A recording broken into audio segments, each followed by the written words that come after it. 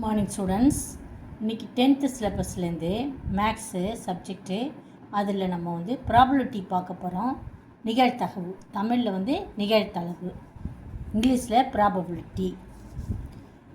அதாவது இதுக்கு ஃபார் எக்ஸாம்பிள்னா என்னன்னு சொல்லலான்னா, சாம்பிள் ஸ்பேஸ்னால் இப்போ ஒரு காயினை டாஸ் பண்ணுறது உங்களுக்கு நல்லாவே தெரியும்.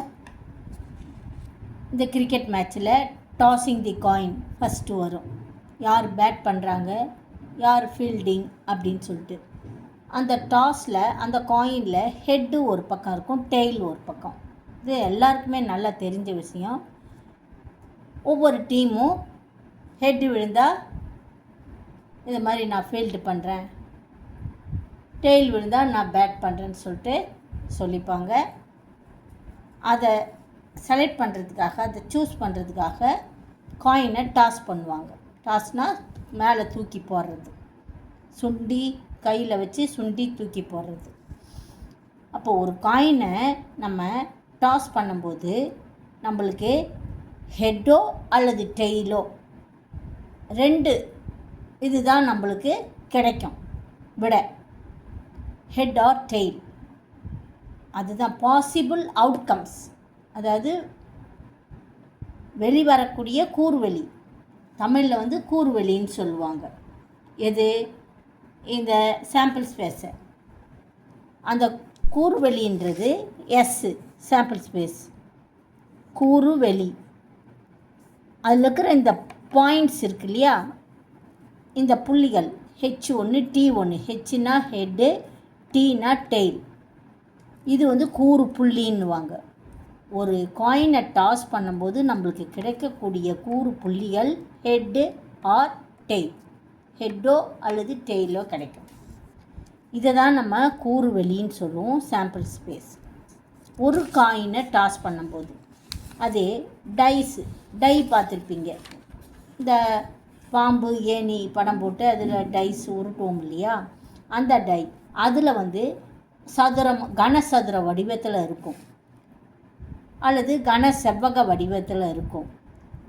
அதுக்கு 6 பக்கங்கள் இருக்குது. அதனால் ஒவ்வொரு பக்கத்துலேயும் 1, 2வது பக்கத்தில் 2 புள்ளி, அதில் பாயிண்ட் மாதிரி புள்ளியாக வெள்ளை புள்ளியாட்டம் அல்லது கருப்பு புள்ளியாட்டம் செதுக்கி வச்சுருப்பாங்க. 1 2 3 4 5 6 6 பக்கத்தில் ஒவ்வொரு பக்கத்துலேயும் இந்த மாதிரி நம்மளுக்கு பாயிண்ட் செதுக்கி. அதனால் சாம்பிள் ஸ்பேஸ் கூறுவெளி. எதனுடைய கூறுவெளி? டை. ஒரு டையை நம்ம ரோல் பண்ணும்போது நம்மளுக்கு கிடைக்கக்கூடிய சாம்பிள் ஸ்பேஸ் கூறுவெளி 1 2 3 4 5 6. இதை கூறு புள்ளிகள்னு சொல்லுவோம் தமிழில். இங்கிலீஷில் சாம்பிள் ஸ்பேஸ். ஒரு டையை டாஸ் பண்ணும்போது, அதாவது உருட்டி போடும்போது நம்மளுக்கு கிடைக்கக்கூடிய கூறு புள்ளிகள் இது. அதை கூறுவெளின்னு சொல்லுவாங்க, சாம்பிள் ஸ்பேஸ். இப்போ 2 காயினை டாஸ் பண்ணும்போது மர வரைபடம். ட்ரீ டயக்ராம்னா என்னது?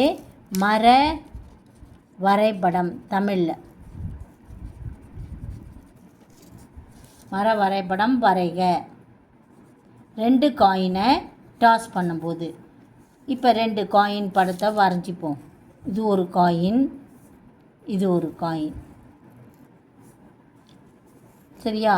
இப்போ இதில் ஹெச். ஒரு காயினை டாஸ் பண்ணும்போது நம்மளுக்கு என்ன கிடைக்கும்? Head or tail. திருப்பி 2வது காயினை டாஸ் பண்ணும்போது நம்மளுக்கு அதுலேயும் ஹெச் ஆர் டெய்ல். இது மாதிரி படம் வரைஞ்சிக்கணும், ஹெச் ஆர் டெய்ல். இதனுடைய சாம்பிள் ஸ்பேஸ் எப்படின்னா கூறுவெளி, சாம்பிள் ஸ்பேஸு அல்லது எஸ்ஸு அல்லது தமிழில் கூறு வெளி. என்னது? முதல்ல இந்த மாதிரி படம் வரைஞ்சிக்கும் தெளிவாக. 2 காயின், அப்புறம் ஹெச் டெய்ல். இப்போ ஹெச்லேருந்து ஒரு ஹெச் டெய்ல், டெய்லேருந்து ஒரு ஹெச் டெய்ல். இதை பார்த்து தான் நம்ம கூறுவெளி எழுத போகிறோங்க. பார், ஹெச் முதல், இது இந்த ஹெச், இந்த ஹெட்டு ஹெச், ஓகே, கமா, இது ஒரு கூறு புள்ளி. அப்புறம் ஹெச் டி. அதுக்கப்புறம் முடிஞ்சிடுச்சு. அது TH. Tail, head, tail. அவ்வளோதான். இதுதான் வந்து 2 காயினை நம்ம டாஸ் பண்ணும்போது கிடைக்கக்கூடிய கூறுவெளி அல்லது கூறு புள்ளிகள். தமிழில் கூறுவெளி, இங்கிலீஷில் சாம்பிள் ஸ்பேஸ். ஓகே, இதுதான் மர வரைபடமும் இதுதான். அதுக்கு அடுத்தது 2 டைஸ்.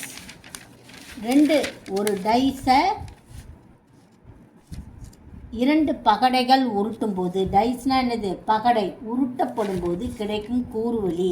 2 பகடைகள் உருட்டும் போது, ஒரு பகடையை உருட்டும் போது நம்மளுக்கு என்னென்ன கூறுவெளி வரும்? நம்மளுக்கு 1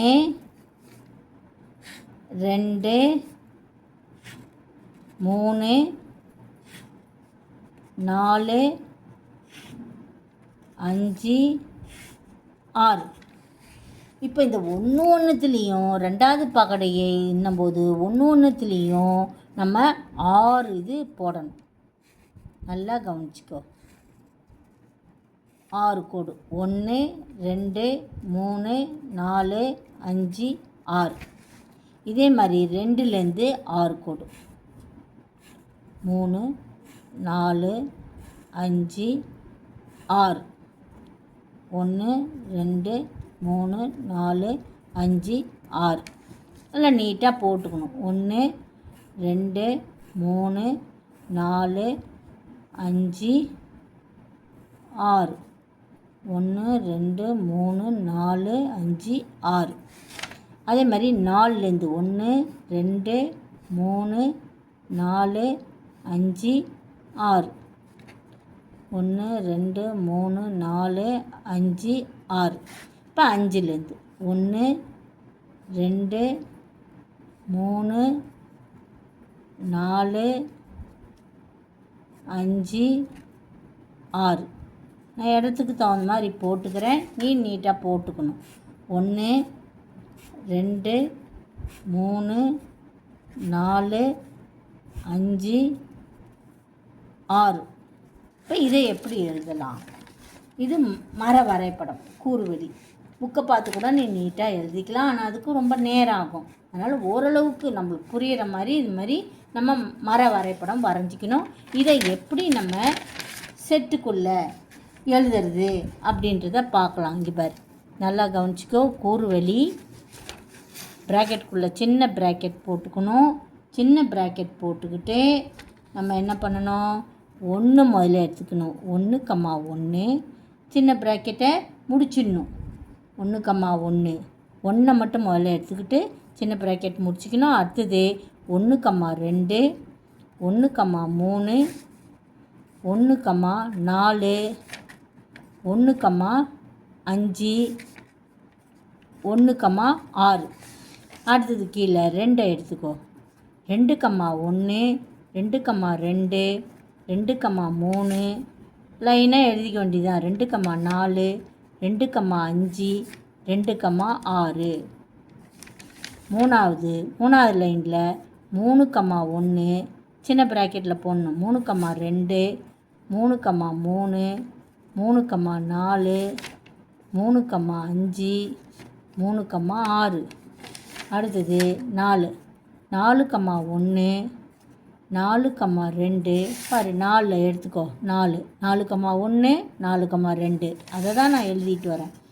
4, 2 4, 3 4, 4 4, 5 4, 6.